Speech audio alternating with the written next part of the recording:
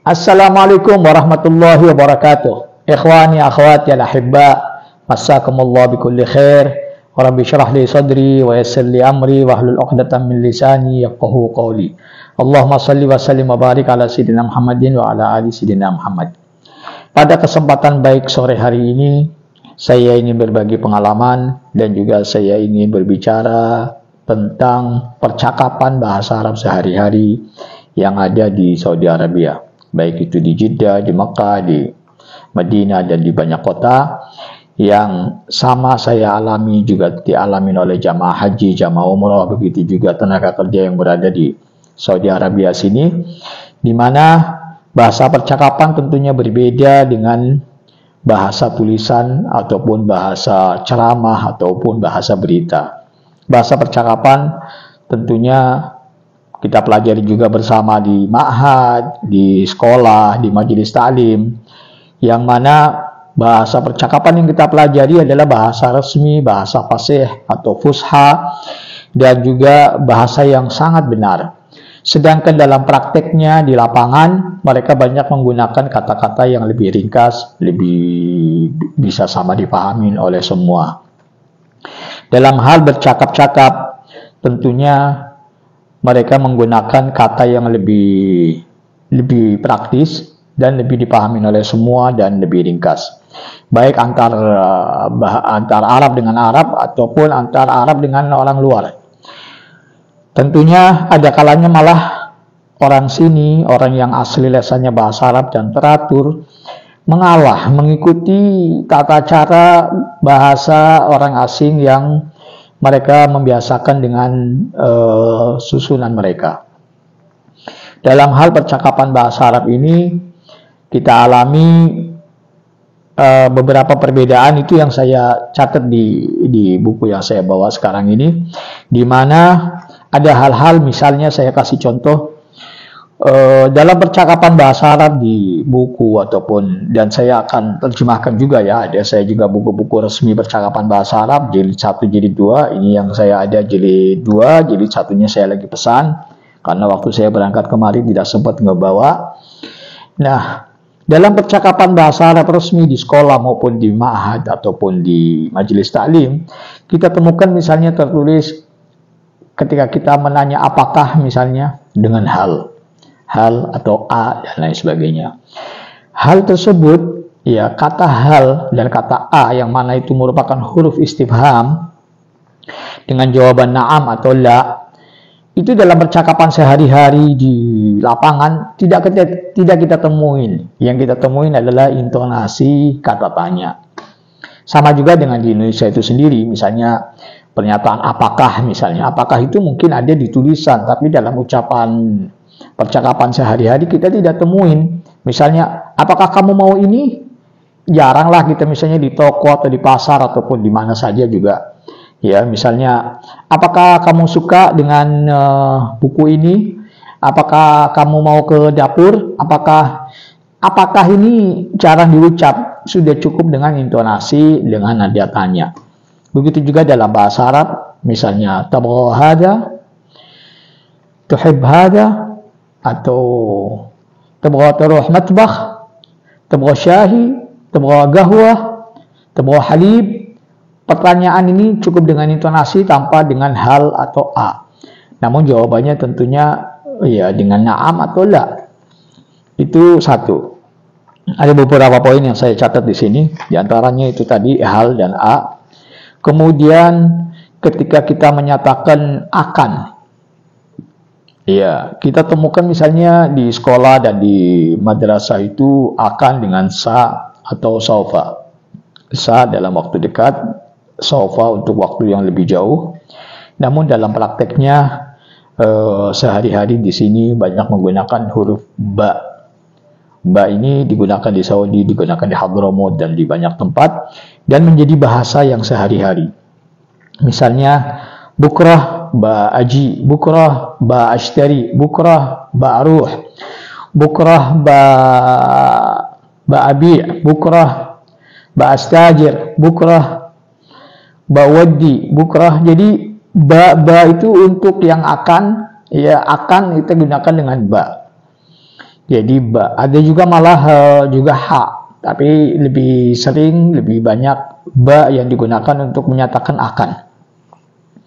Ada juga yang mereka menggunakan ha, dan yang penting adalah kita paham apa yang dimaksud ketika seseorang berucap dengan ba ataupun dengan ha. Misalnya ba'ashwaya han salli wa hanata'asya wa hanaruh ila al-hadiqah, misalnya seperti itu.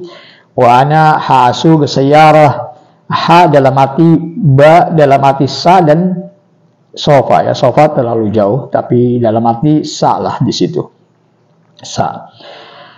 Itu yang kedua ya. Jadi hal, kemudian sofa dan sa menjadi ba, ya. Kemudian dalam hal alladzina, alladzi, allati, dan lain sebagainya mereka ringkas dengan alli, ya, cukup dengan alif lam lam ya, ya, begitu tulisannya, dan itu menjadi amiyah, menjadi bahasa umum, bahasa yang bukan asli fasih. Yang fasihnya adalah mengandung zal dan lain sebagainya, namun buntut dari itu mereka buang, sehingga alli itu masuk kepada mudzakkar, muannats, mufrad, jama', dia menggunakan alli. Bikin contoh saja, misalnya yang kamu mau, alli tuhib, alli tabgha, alli yurdik, alli ta'asha, alli tuhib, wa tishrab, alli tabgha, asyahi, alli, bagaimana misalnya, alli yang bermakna yang, di situ mereka menggunakan alli.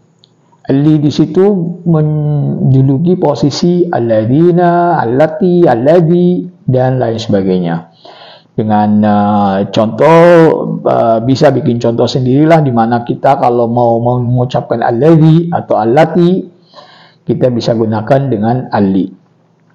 Abwa, alli arkhas, alli ahsan, alli afdal, dan lain sebagainya. Sehingga alli itu sendiri masuk kepada fi'il dan masuk juga kepada isim, dengan artian yang. Mereka menggunakannya alli. Yang tiga. Kemudian yang keempat, mereka juga menggunakan kata misalnya ish dan lesh. Jadi dalam pernyataan apa, itu kan aslinya ma atau mada. Itu apakah, ya kan? Sedangkan dalam prakteknya mereka lebih cenderung ke yang lebih ringan, yaitu ish. Ish itu dari ayu syai', kemudian diringkas menjadi ish, dan itu masuk ke setiap pertanyaan apa mereka menggunakan ish.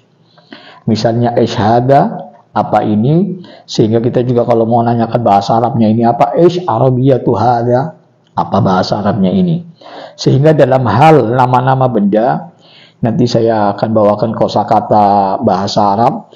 Nama-nama benda mungkin saya belakangkan, karena nama benda itu bisa ditanyakan ke orangnya langsung dengan menyatakan misalnya ish arabiyatu hada, apa bahasa Arabnya ini. Namun dalam hal sifat, misalnya sakit, sedih, senang, dan lain sebagainya, itu sangat susah kita menanyakan kepada mereka apa bahasa Arabnya. Jadi kita mesti paham dari sebelumnya. Maka dari situ insya Allah saya akan siapkan hal-hal yang berkaitan dengan sifat, dengan keadaan, juga dengan lawan katanya. Misalnya besar, kecil, jauh, dekat, mahal, murah, dan lain sebagainya. Itu juga sudah saya siapkan, dan tentunya tidak saya sekaliguskan di pelajaran kali ini. Karena kali ini saya sedang fokus mengenai percakapan bahasa Arab sehari-hari di lapangan di Saudi Arabia. Tadi itu ish menduduki tempat ma dan mada, yang artinya apakah. Kemudian lish itu menempati tempat limada. Ya, jadi kalau limada itu mereka menggunakannya lish. Lish ma ta'khud hada, kenapa kamu nggak ambil ini? Lish ghali, kenapa mahal?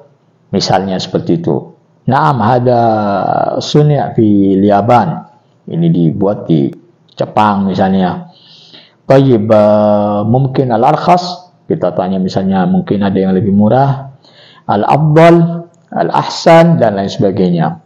Dan kata tafdil itu untuk menyatakan lebih, Itu juga ada di pelajaran tersendiri, di mana caranya sangat mudah sekali untuk kita mentafdil, untuk menyatakan misalnya kabir menjadi akbar, shagir menjadi asghar, dan lain sebagainya.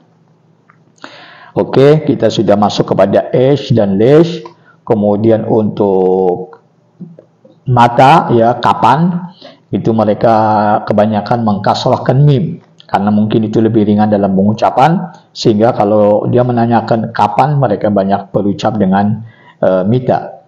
Ya, misalnya kita pesan mobil atau bis atau apa saja, ya, tiket dan lain sebagainya, tadkirah tayara, tadkirah gitar, mereka suka menanyakan mita, atau limita buat kapan. Jadi mita, pertanyaan untuk kapan, kita selalu dengar dengan kata mita, bukan mata.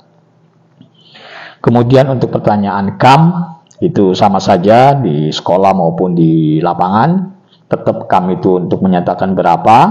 Kemudian kef untuk bagaimana. Oke, itu juga sama tetap, kef dan kam. Kemudian ada ain. Ain yang dimaksud dengan di mana. Di situ ain, kita memulai dengan hamzah di awal katanya, itu dalam awal pengucapan itu lebih berat daripada waw atau fa. Jadi mereka lebih sering menggunakan wen dan fen. Wen fulusat, mana uangmu. Wen betak, wen anwanak, wen di mana. Kemudian fen juga sama, ya.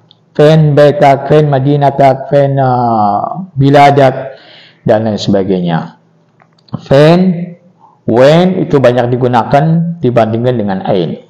Kemudian kalau ada min dan ada ila juga tetap demikian, menjadi ila fen dan ila wen. Ila wen tabgha, ila fen turuh, dan lain sebagainya. Begitu juga min fen inta, dari mana misalnya, min fen juga min wen.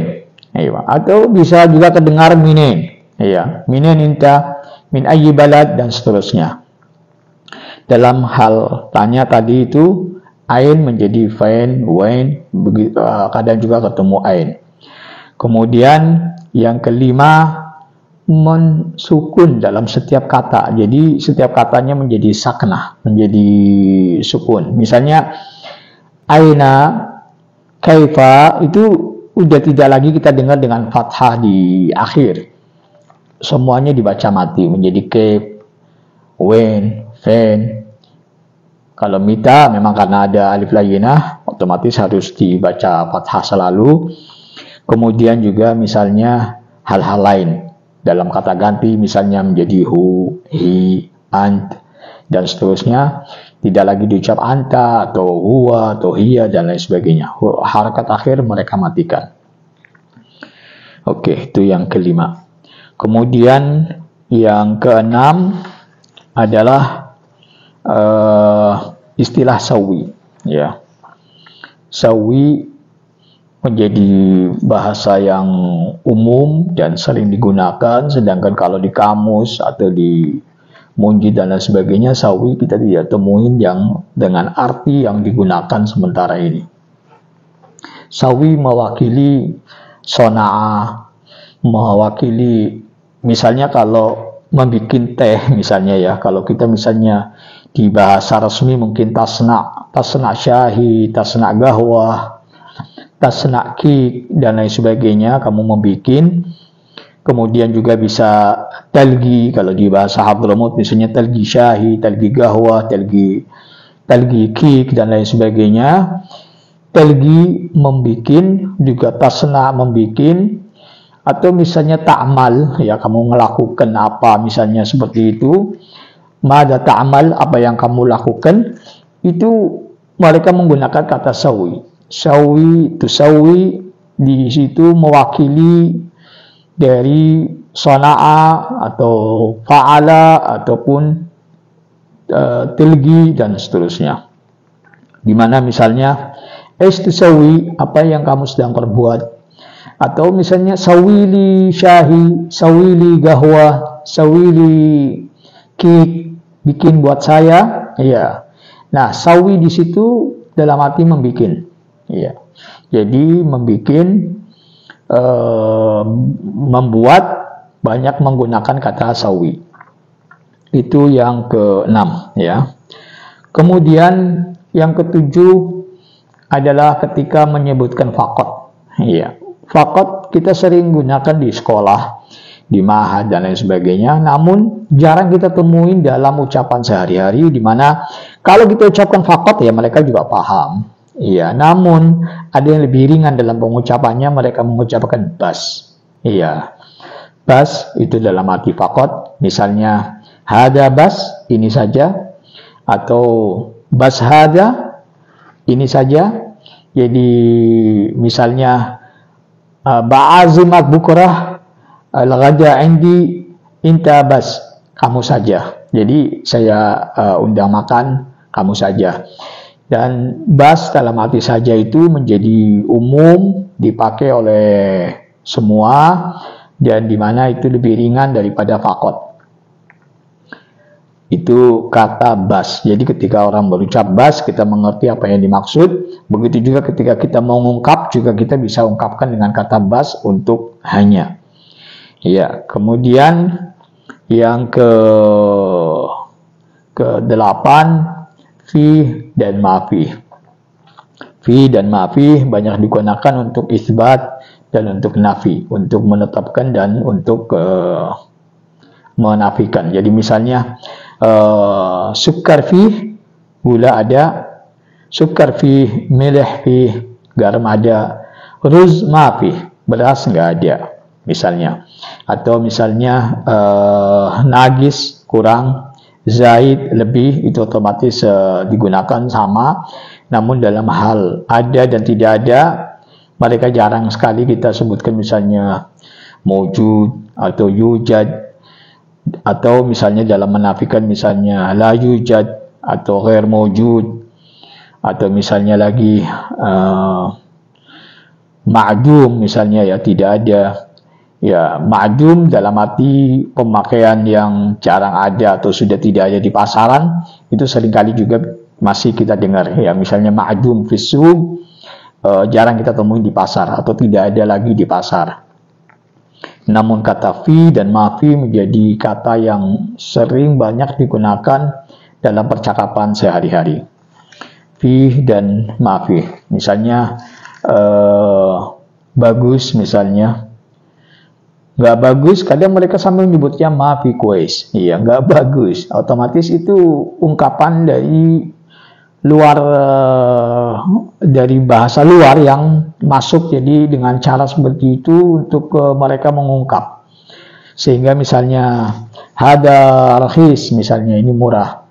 La hada mafi rakhis, ini nggak murah misalnya. Sampai sedemikian rupa dalam ucapan mereka yang bukan berasal dari lesan bahasa Arab. Kemudian lagi misalnya apa tadi itu, ba, ini sudah. Kemudian untuk menyatakan hal yang lewat, yang sudah lewat dan yang akan datang. Yang keberapa sekarang ini? Ke-8 atau ke-9? Mereka banyak menggunakan kata khalas atau dan kata lisa. Untuk belum mereka kata lisa, untuk sudah mereka katakan khalas. Kenapa demikian? Karena mereka sudah tidak lagi memanfaatkan fi'il madhi, fi'il mudhari yang berarti telah lampau dan akan datang. Dalam hal madhi dan mudhari, untuk mereka yang paham betul bahasa Arab, mereka bisa gunakan hal tersebut. Namun dalam lesan orang yang bukan lesan aslinya bahasa Arab, mereka akan lebih mudah dengan istilah pemakaian khalas dan lisa. Khalas untuk yang sudah dan lisa untuk yang belum.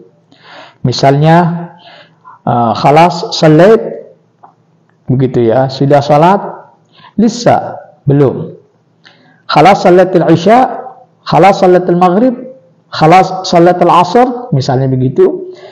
Jawabannya kalau sudah mereka bilang khalas, kalau belum mereka bilang lisa. Sedangkan kalau bahasa fasih kan cukup dengan menyatakan alhamdulillah salat, Rabbana yataqabbal, dan seterusnya. Atau kalau belum juga ma ba'd salat, belum salat dan lain sebagainya. Atau lam usalli ba'd, belum salat. Jadi lam dengan ba'd atau ma ba'd dengan arti belum, dan dengan menisbatkan itu fi'il menjadi sudah. Namun dalam praktek mereka sehari-hari, mereka menginginkan tambahan kata khalas atau lisa untuk lebih gampang dipahami oleh semua. Sehingga seringkali menggunakan kata khalas untuk yang sudah dan lisa untuk kata yang belum. Misalnya khalas ja sudah datang, lisa berarti belum, dan seterusnya. Kemudian lagi walla. Ya, yang ke-9, walla menduduki posisi au.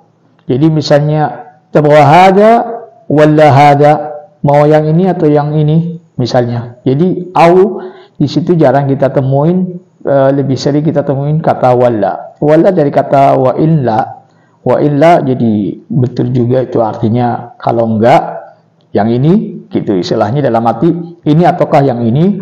Itu dalam bahasa praktek sehari-hari itu yang lebih banyak digunakan dibandingkan dengan au. Jadi mungkin lebih ringan dan lebih mudah dipahami oleh semua. Jadi misalnya tabgha al-yawm walla bukrah, mau hari ini atau besok. Bukrah, bukrah ahsan bukrah yani, atau misalnya semacam begitu. Jadi walla untuk au mereka banyak menggunakan kata walla. Kemudian rah, yuruh, rayah itu lebih banyak digunakan daripada dhahaba ketika seseorang pergi. Misalnya rayah fen, pergi kemana? Ente fen rayah, kamu mau kemana pergi? Iya, dan ruh, pergilah, atau rah, dia telah pergi, atau yuruh, jadi rah, yuruh, ruh, rayah itu isim fa'ilnya itu lebih banyak digunakan daripada dhahaba. Sehingga ketika kita membeli tiket misalnya PP, kita sebut misalnya rayah jai, iya, jadi PP. Dibanding dengan kata misalnya dhahab wa iyab, itu bahasa fasih dan mereka bisa pahami itu. Namun lebih sering kata rah, yuruh, sehingga ketika PP pun mereka sebutkannya dengan rayah jai. Hadak rah makan dhahaba. Kemudian nus menduduki posisi nisf. Iya, nisf itu ada fa-nya, sementara nus lebih ringan dalam pengucapan dan itu yang menjadi bahasa yang terpakai sehari-hari. Ketika menyebutkan di rumah makan misalnya, rumah makan di Saudi Arabia sini yang lazim dan umum dan sangat banyak, hampir mirip dengan warteg di Indonesia, itu adalah rumah makan Bukhari namanya, Mat'am Bukhari. Mat'am Bukhari menyediakan misalnya ayam panggang, ayam bakar, dan ayam goreng dan lain sebagainya, juga ada dengan daging dan seterusnya. Mereka ketika mengungkap separuh ayam, mereka sebutkannya nus. Ya, nus. Bahkan di tulisan yang di lohah itu papan ya, itu dia tulis nus dengan nun sod tanpa fa. Iya, dia sudah buang itu huruf fa-nya sehingga cukup dengan nun sod, nus.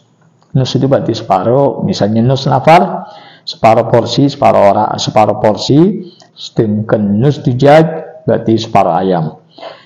Tentunya minimal dalam untuk ayam bakar, ayam goreng dan lain sebagainya itu nus untuk per orang dan untuk pemesanan. Untuk proporsinya itu, kecuali ayam panggang yang syawaya itu bisa rubuh itu seperempat dan itu sudah paling kecil. Jadi misalnya kita beli dengan 9 real itu biasanya mendapatkan nasi dan ayam seperempat. Nah, kata nus tadi sudah saya sebutkan. Kemudian kata syuwaya, iya, syuwaya itu lebih sering digunakan daripada kata galil. Iya, jadi abgha syuwaya bas, sedikit saja, iya. Sukar syuwaya, milih syuwaya, sedikit gula, sedikit garam misalnya dan seterusnya, itu lebih sering digunakan kata syuwaya dibandingkan kata galil. Syuwaya tentu juga fasih dari pengecilan dari syai', ya, kemudian menjadi syuwayyah. Sehingga ketika kita di perjalanan dan misalnya minta supaya jalannya agak perlahan, juga banyak digunakan kata syuwesh. Bisyuwesh dengan pelan-pelan. Apapun misalnya mau meletakkan barang atau gimana, hutu bisyuwesh, taruh dengan pelan-pelan, ya, dengan hati-hati. Ada gabil lil kasar, bisa pecah dan seterusnya. Maka di situ kata syuwayyah dan juga kata syuwesh, bisyuwesh dan seterusnya itu yang sering kita dapati dalam bahasa sehari-hari. Kemudian juga sakar dalam arti nutup, itu juga banyak lebih kita temuin dibanding gaffal atau aghlaq. Mughlaq tertutup, mugaffal juga tertutup, namun juga musakkar juga tertutup. Musakkar biasanya untuk menutupi sesuatu, misalnya wadah dan seterusnya, namun musakkar juga digunakan untuk tokonya tutup atau warungnya tutup dan lain sebagainya. Mereka lebih sering gunakan kata sakkar, yusakkiru, musakkar. Musakkar itu tertutup. Jadi tutup masalah musakkar lis-shalah, tutup karena waktunya salat. Musakkar lidawam, karena jam kerjanya sudah habis misalnya dan seterusnya. Jadi mereka banyak gunakan kata sakkar yusakkiru dibandingkan ghaffala yughaffilu dan aghlaqa yughliqu. Tamam. Kemudian juga kata bisur'ah. Bisur'ah menempati tempatnya ajil. Ayo percepat misalnya. Mereka banyak gunakan kata bisur'ah. Hayya bisur'ah, ayo cepat.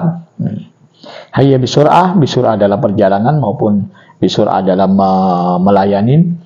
Mereka seringkali kalimat bisur'ah dalam arti ayo cepat, yani ajil, percepat, dan seterusnya.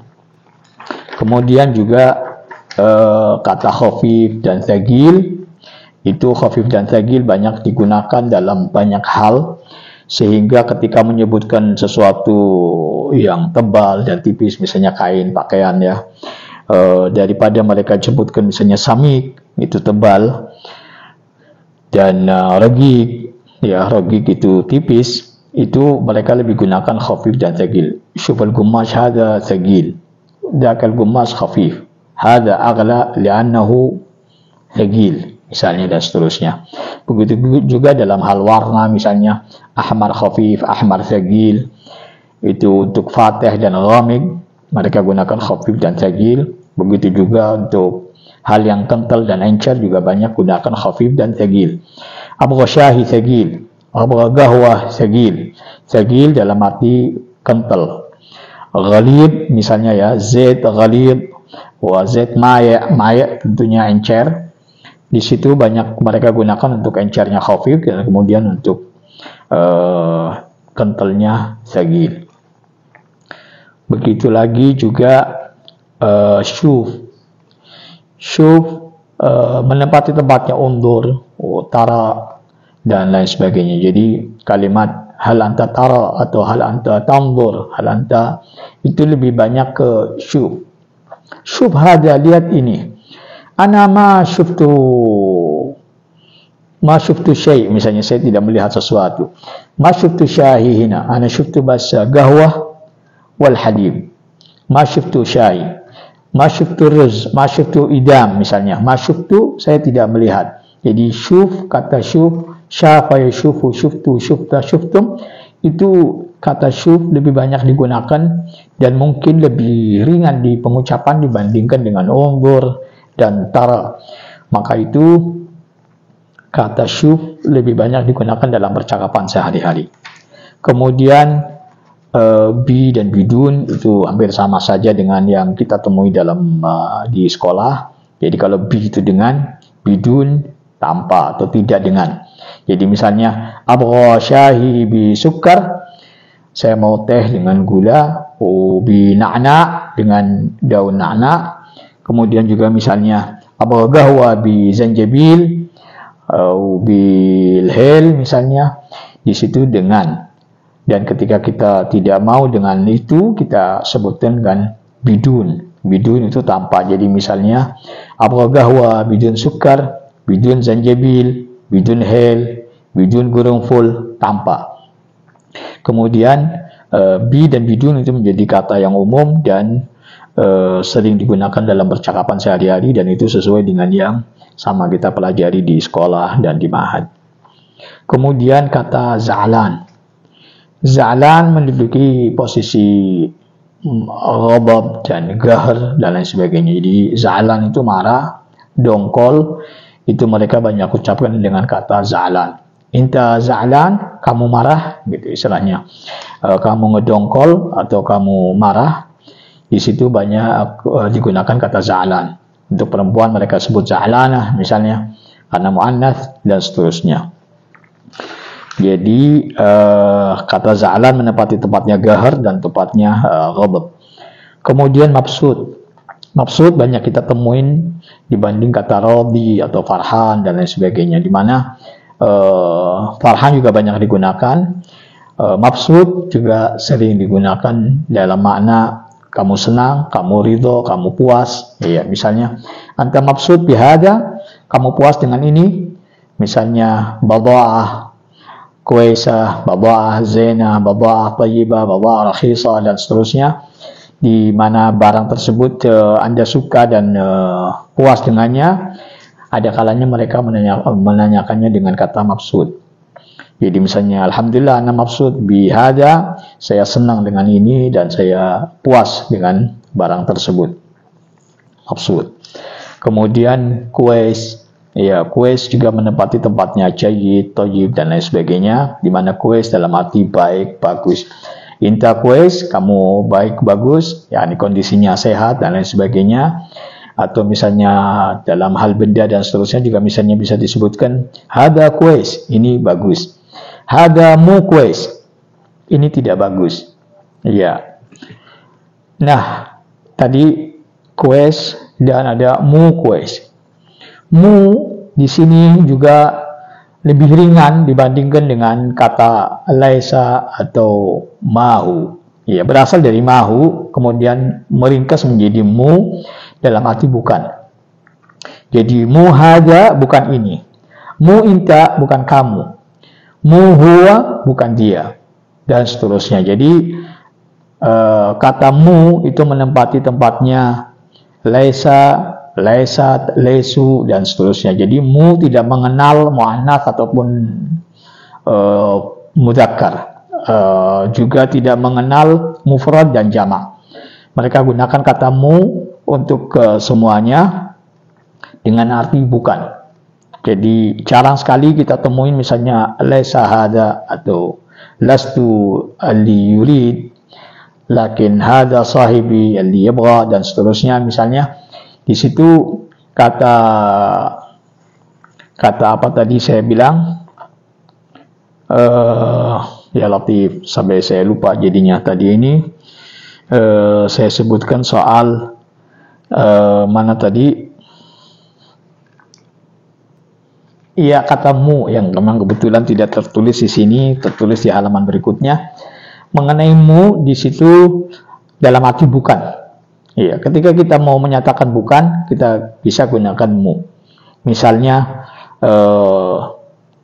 tabgha hada, la mu hada, ana abgha tsani, abgha arkhas, abgha dan seterusnya. Misalnya menginginkan yang mana kita bisa sebutkan, misalnya abgha al-ahmar, abgha al-akhdar, abgha al-azraq. Saya mau yang biru, yang seterusnya sesuai dengan yang kita maukan. Dalam hal warna juga kita mesti hafal. Warna juga bilangan 1, 2, 3 dan seterusnya, itu menjadi bahasa yang tetap dan tidak berubah. Kemudian tadi sudah jelas masalah mu itu menempati tempatnya laisa, laisu, laisat dan seterusnya, juga menempati tempatnya mahu atau mahi dan seterusnya, yang dalam arti bukan.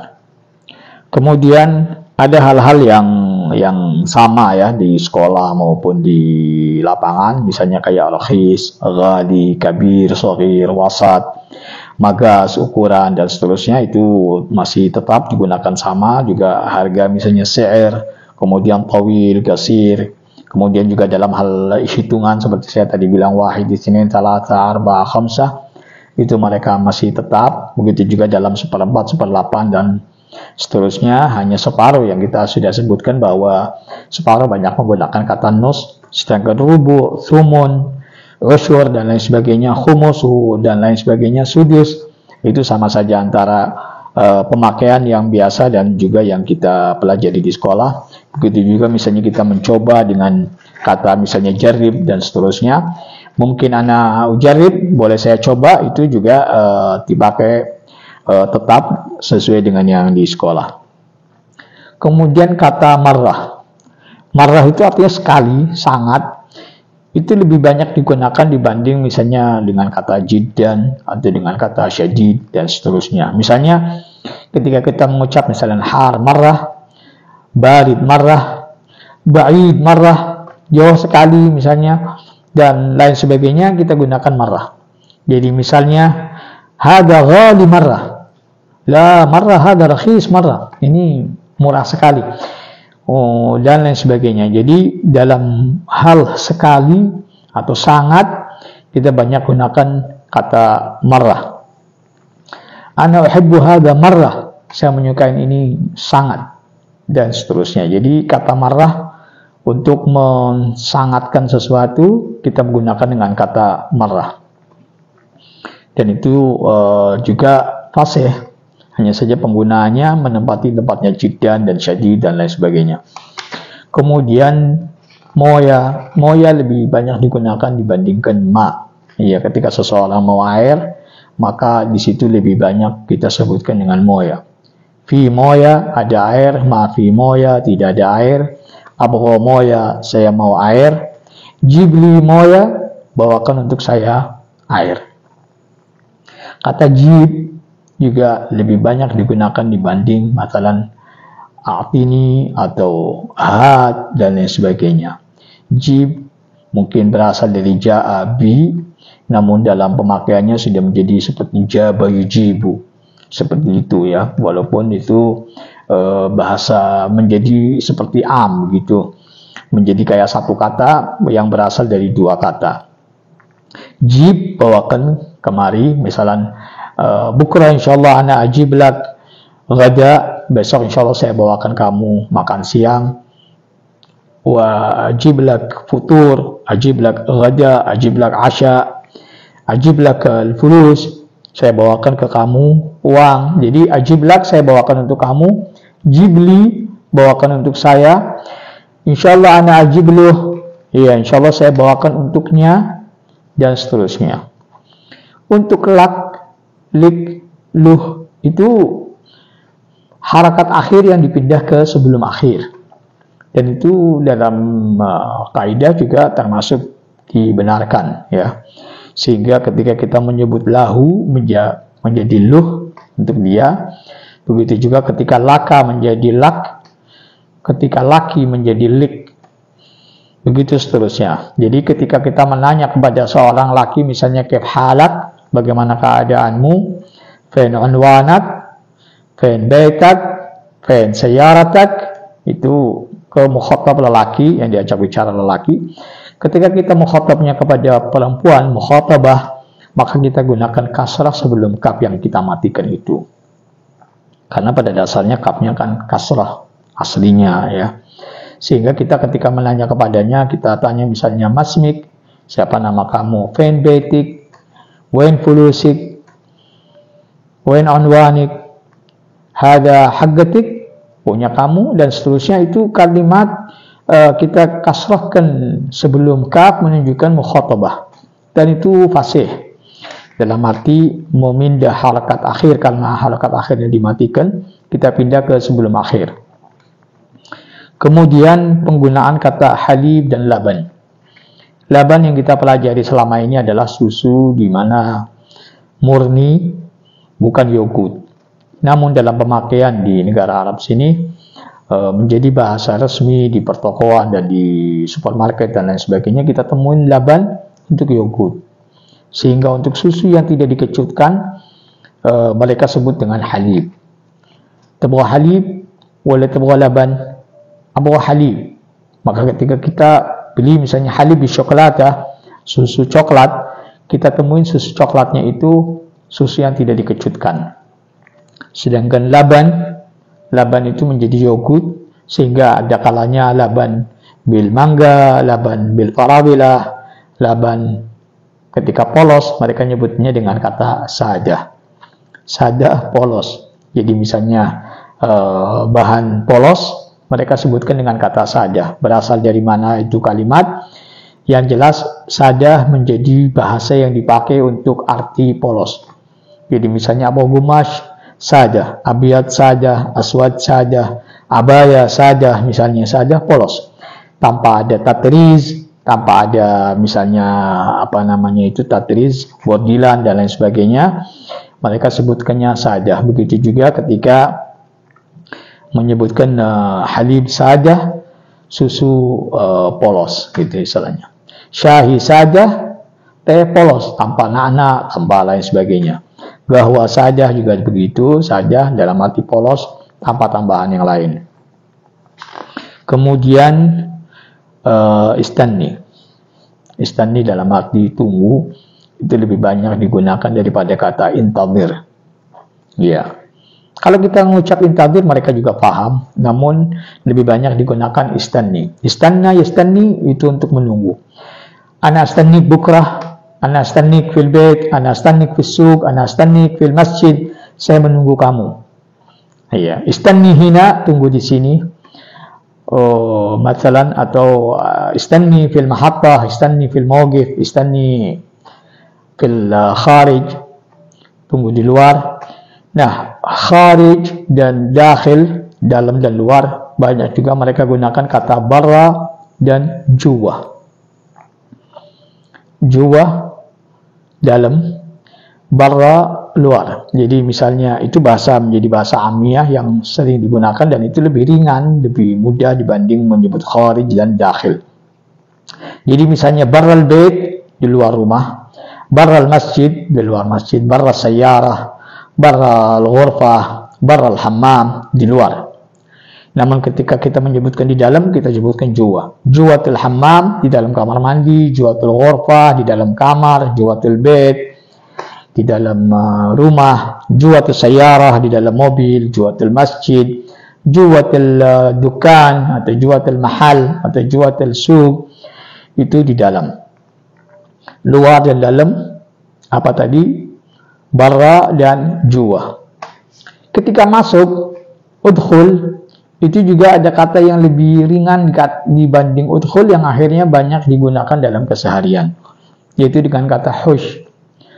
Hush itu rupanya berasal mungkin dari hasyu. Hasyu itu dalemannya ya, dalam arti misalnya badinjan mahshi, terong yang dalamnya ada berisi rempah-rempah dan lain sebagainya tengahnya. Begitu juga misalnya dujaj mahshi, ayam yang tengahnya berisi sesuatu, itu hasyu, itu isi dalemannya atau tengahannya itu. Namun digunakan menjadi kata kerja hush untuk masuk. Hush, la tahush. Ya, jadi menjadi seperti hasyai husyu. Hasyai husyu dalam arti masuk itu banyak digunakan dalam keseharian. Misalnya khalas bukrah atau husyus suq atau husyul bait atau husyul ghurfah, masuklah ke kamar, masuklah ke rumah, masuklah ke pasar dan lain sebagainya. Hush, masuk. Nah, begitu seterusnya. Itu kalimat hush digunakan keseharian. Begitu juga misalnya dengan mukhatabah disebutnya dengan hushi juwa, masuklah ke dalam dan seterusnya. Jadi tadi barra, juwa dan hush untuk masuk. Kemudian lagi saya ingin bicara tentang tadi karena kita ada sebutkan mat'am. Ada kalanya mat'am tertulis juga matbah. Dan perbedaannya kalau matbah itu kalau kita sehari-hari kan kita temuin dapur ya, itu matbah, tempatnya tobah. Karena itu memang isim mahal. Mat'am juga tempatnya ta'am, juga sama isim mahal. Matbah ada kalanya kita temuin juga di mat'am. Jadi karena matbah itu dapur dalam arti juga dapur umum, sehingga biasanya kalau matbah itu mereka juga di samping siap untuk dimakan di tempat, juga siap untuk diantar atau untuk menjadi pesanan buat masakan untuk tamu-tamu di rumah dan lain sebagainya. Maka matbah ada kalanya siap untuk kita makan di situ, ada juga yang tidak siap untuk dimakan di situ karena dia spesial untuk masakan yang diantar ke rumah. Biasanya masakan besar untuk tamu banyak dan lain sebagainya, maka di situ disebutkan matbah. Matbah dan mat'am. Kalau mat'am udah jelas rata-rata bisa dimakan di tempat, dan bisa juga dia sedia untuk dipesan untuk dibawa ke rumah dan lain sebagainya, namun tidak sebesar matbah. Matbah itu termasuk catering, juga mereka gunakan istilah matbah atau matobeh. Itu siap untuk mengcover atau melayani misalnya tamu-tamu umroh atau tamu-tamu haji dan lain sebagainya. Mereka lebih banyak menggunakan istilah dapur, menggunakan istilah matbah dan matobeh. Di mat'am tentunya ada beberapa macam panggang, ya. Dalam panggang di Saudi Arabia sini berbeda antara al-syawayah dan antara al-faham dan antara madbi dan yang bil furun. Ada 4 macam pemanggangan. Ketika disebut al-syawayah, berarti ayamnya, misalnya dijat syawayah, ayamnya dipanggang dengan besi panas. Ya, dengan besi panas itu kita bisa lihat di rumah makan Bukhari misalnya, ayamnya berputar, ya, untuk bisa merata di pemanggangannya. Itu mereka sebut syawayah, dan syawayah ini yang bisa kita pesan dengan 1/4, bisa dengan rubuk untuk per orang. Sedangkan yang lain seperti alal faham, berarti menggunakan areng, berarti bakar areng, otomatis minimal nus, separuh.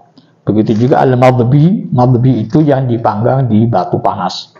Biasanya madbi itu masakan-masakan Hadramut, mereka sedia madbi. Madbi itu bisa daging kambing, bisa juga dujaj ayam yang dipanggang, dipanaskan di batu panas.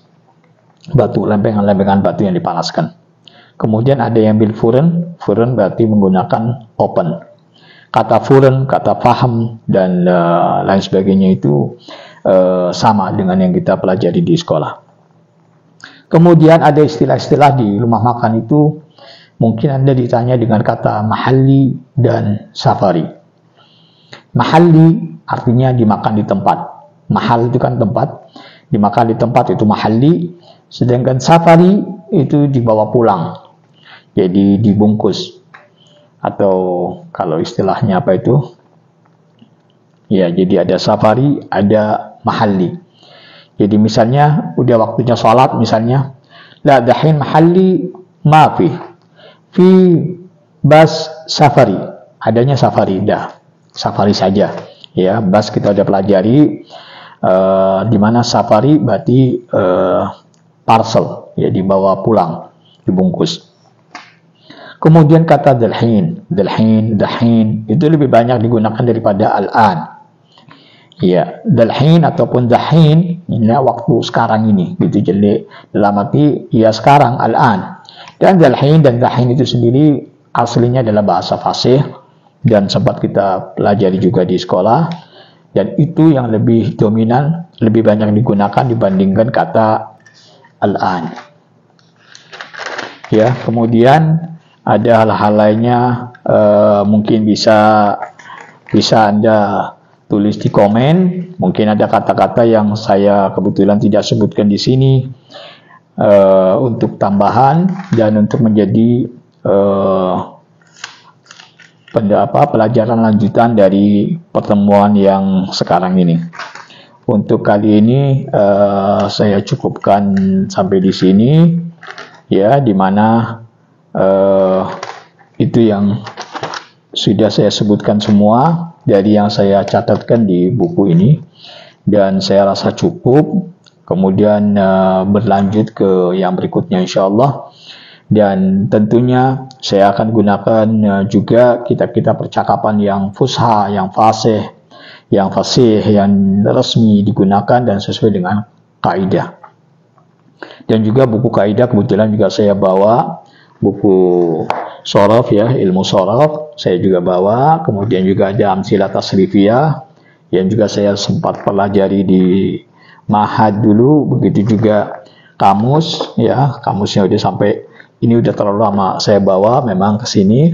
Kemudian juga ada kitab Nahwu dan juga ada kitab Imla, menulis dengan benar dan baik. Kemudian juga ada kitab berbentuk cerita, misalnya Suwar min Hayatis Sahabah, cerita dari kehidupan para sahabat. Satu persatu kita bisa lihat sejarahnya radhiyallahu anhum wa ardhahum. Kemudian juga ada kitab khat atau cara tulis ya, misalnya seperti ini, di mana kita temuin juga nanti bagaimana orang Arab menulis sehingga kita paham apa yang dimaksud, karena mereka banyak menggunakan huruf yang misalnya tanpa gigi, misalnya dalam menulis sin dan menulis misalnya lagi menulis titik ya, titik 2 dengan garis, titik 3 dengan cuman ke atas begitu, dan lain sebagainya. Itu akan kita pelajari sehingga kita juga bisa memahami tulisan mereka. Dalam menulis tentunya mereka juga ingin menulis cepat, otomatis cara yang khat yang paling mudah lah yang mereka gunakan. Khat yang termudah juga kita akan pelajari insya Allah, dan mudah-mudahan waktunya bisa bermanfaat dan barakah untuk semuanya. Sampai di sini dulu, dan saya tunggu komennya, dalam arti komen yang memajukan dan mengembangkan sehingga bermanfaat untuk semuanya. Ila liqa, sampai jumpa. Astagfirullah. Assalamualaikum warahmatullahi wabarakatuh.